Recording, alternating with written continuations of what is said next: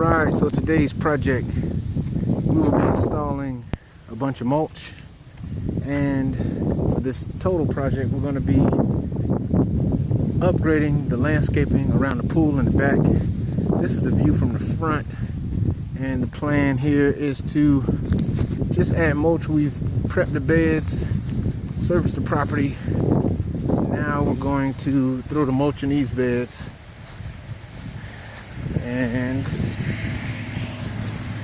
these have been prepped. This is the before here in South Jacksonville Beach. Alright, so I'm going to go around, I'm going to just mulch all of these beds. Pine bark nuggets. Shout out to Dirt Cheap Jack's Beach hooking me up again. 18 yards. 18 yards. Last week was 20 yards, this week 18. Alright, we're gonna mulch these areas. It's already been prepped. And the backyard around the pool is where we're gonna install some flowers. And we're gonna mulch this area. We're gonna pull out these guys, clean these grasses up, and just make this area around the pool look very, very nice and pleasing. This is the before, so it's been maintained, but it just needs to be, just add some color and add some, just upgrade it, make it look closer to its potential. Nice pool, nice backyard, just needs some color. So that's what we're gonna do. I'm gonna spray to kill the weeds in the rocks here, and gonna keep the rocks, but around this area we're gonna mulch in here, and we're gonna put some planters. And then over in this area, gonna clean this whole area up and install roses and hydrangeas and some bulb flowers that will bloom in the summer. So this is the before. Stay tuned, a lot of work for the rest of the afternoon and all day tomorrow to get this done.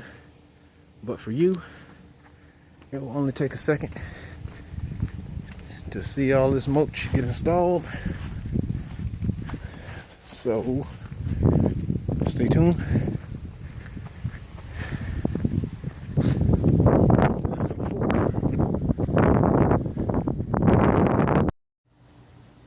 Alright, rear beds prepped for mulch. We got surfside pools back here hooking up the pool, but we're going to focus on the mulch, the area where the mulch will go, the beds. They've been prepped, burned out all of the weeds, and we're going to get ready to mulch here in a minute. This is the prep stage, and this is the big bed. I'm going to pull these. These guys are going to be pulled out and put in pots. And this bed is prepped for mulch. So we're going to go ahead and drop the mulch in here. And this area over here by this sago will also be mulched.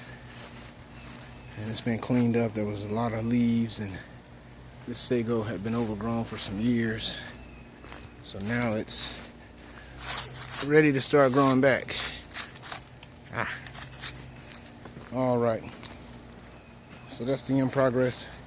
Trimmed up all of the little weeds growing through the rocks there, and this will be sprayed out to keep this area nice and clean.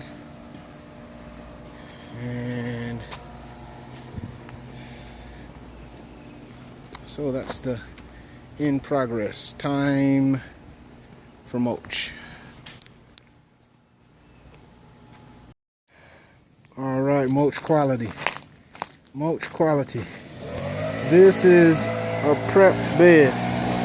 In order to prep a bed for mulch properly, you have to allow for the mulch to handle rain. If it rains and you don't dig a trench along the edge, then the mulch will rinse off onto the sidewalk, which is not a professional job. have to have it done right. You have to dig the trench. It's more work, but it has to be done if you want professional results.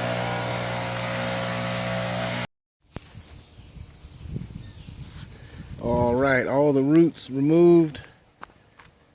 Pulled all of the invasive flowering plant, which is a nice looking plant. Dug them all up here.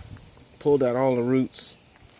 Also a quick update on the other bed where I've got the